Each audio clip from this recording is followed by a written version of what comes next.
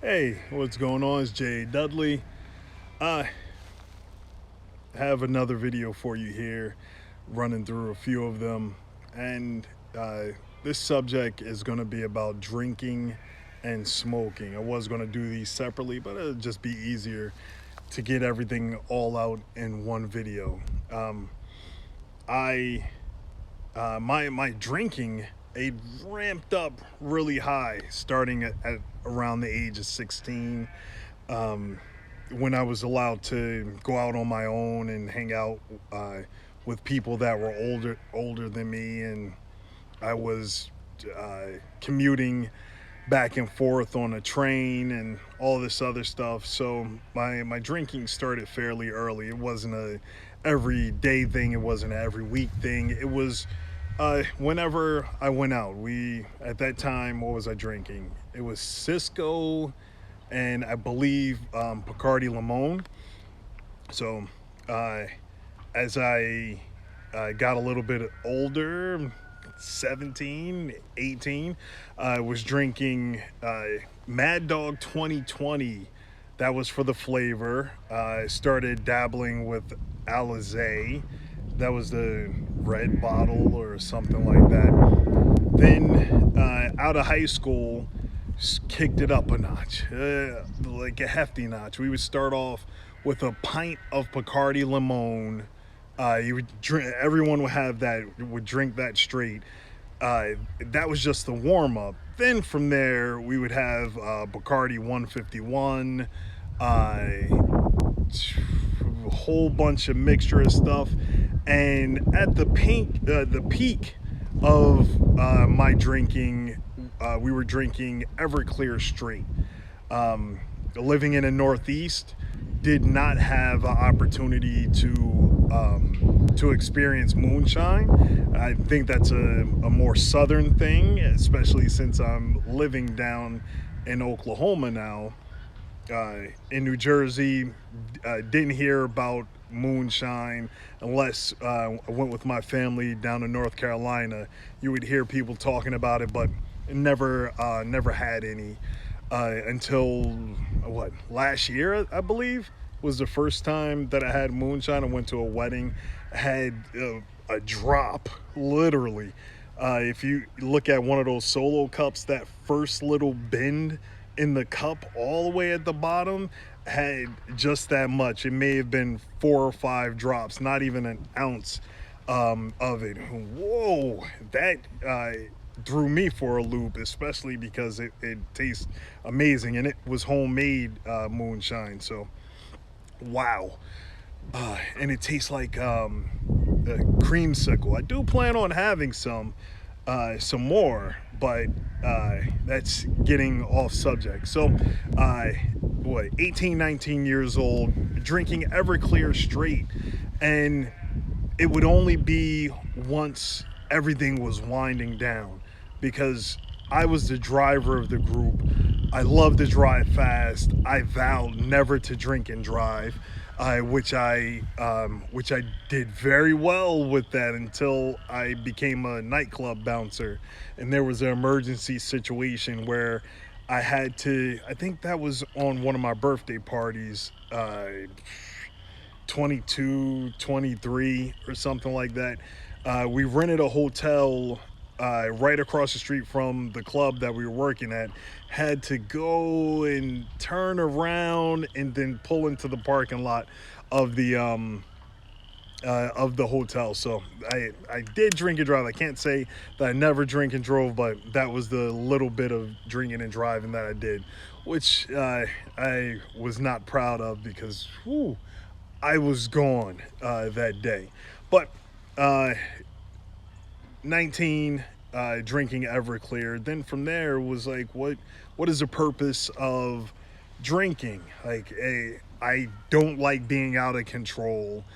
I don't like having people second guess, is that you talking or is that the alcohol talking?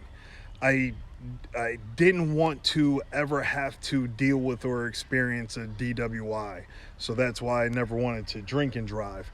Um, then stuff started happening. I lost my job with Bell Atlantic or Verizon, whatever it was at the time, and then I became a nightclub bouncer. Still at that time, wasn't drinking much. I there, I think one New Year's Eve, this new drink called Hypnotic came out, and I said, "Oh, let's try that with Hennessy," because people would mix Alizé with Hennessy, and I was like, "Oh, it turned green. Going to call that Incredible Hulk."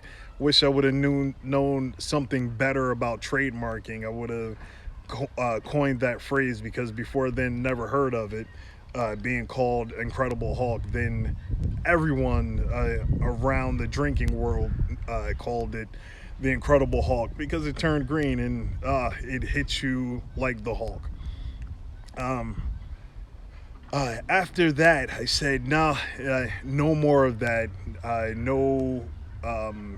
No Hennessy, no Alizé, no Hypnotic." Even though I loved Hypnotic for the flavor, I wanted a more refined taste of if I was going to drink. I fell in love with Cask and Cream. Then that eventually went over into Bailey's because that had a better flavor whiskey in it. Then I was introduced to Johnny Walker Black Label, and that party that I told you I drove to the hotel across the street from the club. The owners of the club, Dimitri and Costa, this is in New Jersey at Deco Lounge. They were just popping bottles of Blue Label, Johnny Walker Blue Label, and that was amazing. It was smooth, it was crisp. Love that. So whenever someone would say, "Oh, do you want a shot?" I would have that, and then that would be it for the night. Then I started to try and drink beers. I started to develop a flavor and taste for it. So now my favorite beer is Cherry Wheat by why can't I think of the name of it? The place in Boston. I can't think of the name of the company. Oh, Sam Adams. Sam Adams Cherry Wheat. But I haven't had one of those in years. And eventually, I became a professional fighter. So it was no place for me to have alcohol or anything like that, because I was always training. If I wasn't training, I was at work. If I wasn't training or at work, I was with my son. So where did I have the time to unwind, kick back a bottle, or even waste any money going in that direction? So the only time from that point until now, really, that I would drink is after a fight. Win or lose, I was going to have me a sip of Bailey's. There were a few fights where I didn't get my Bailey's right away because at that point I was a truck driver, and I would convince my companies that I was working for, like, "Hey, don't you need a delivery going that way? You can... if you give me a delivery going there, I'll take the truck, go fight, come back, and we all win, right?" So that happened a few times. So during those fights, I didn't drink any alcohol after the fight. And then once I would be back home, I was back in my routine. So I ended up not having those cups of Bailey's. Now, I have to be extremely comfortable, extremely relaxed to even take a sip of alcohol, because for me, it's always go time. Always got to be ready, always got to be prepared. And now let's talk about the smoking. My mother and most of my family smoked, so I developed some anger issues towards people that smoked, so never really wanted to do anything like that. Had no desire for cigarettes, had no desire for marijuana or anything like that. When I was in high school, I purchased a pack of Black and Mild cigars to see if I would like that. I think I smoked 2 of them and then gave the rest away. I was like, no, it's not for me. I pulled the filter out that everyone was doing. It was like, it's not for me. Then there were plenty of opportunities. Hey, do you want to spark up, smoke some weed? No, it's not for me. Especially when my mind was focused on athletics. I said, oh yeah, when I retire from fighting, or when and then when I became a truck driver, when I retire from truck driving, or when I turned 40, which I turned 40 last year. There were quite a few people that were waiting for me to spark up with them, and what ended up happening is like, I really can't, because I can't jeopardize my income being a over-the-road truck driver. My CDL license, if I have marijuana or anything in there, it's going to hit and I'm going to be done. They're going to pull me off the road and I'll end up losing my CDL license. So that got put on the back burner, and like now I just get high off of life. I still wanted to eat an edible. Maybe that'll happen one day just for the experience, but I don't have any drive or desire for alcohol, especially if it's in the mood of getting drunk. Like, drunkenness it has no place with me at all, or for me at all. So now people that I'm around, they smoke cigars all the time. My wife asked me, oh, are you going to start smoking cigars? Like, no, I have no reason or desire for it. Like, some of them smell good, but no, I have no interest in that. So no one has to worry about me smoking a cigar. But like I said, maybe one day I'll get real ballsy and eat one of those edible cookies or something like that, and see where that takes me. But it's not something that I have a desire for anymore. Like, my desire now is to become a better father. That's where I get my high from. My desire is to become a better husband. That's where I get my high from. My desire is to become a better jiu-jitsu practitioner, because I am a black belt.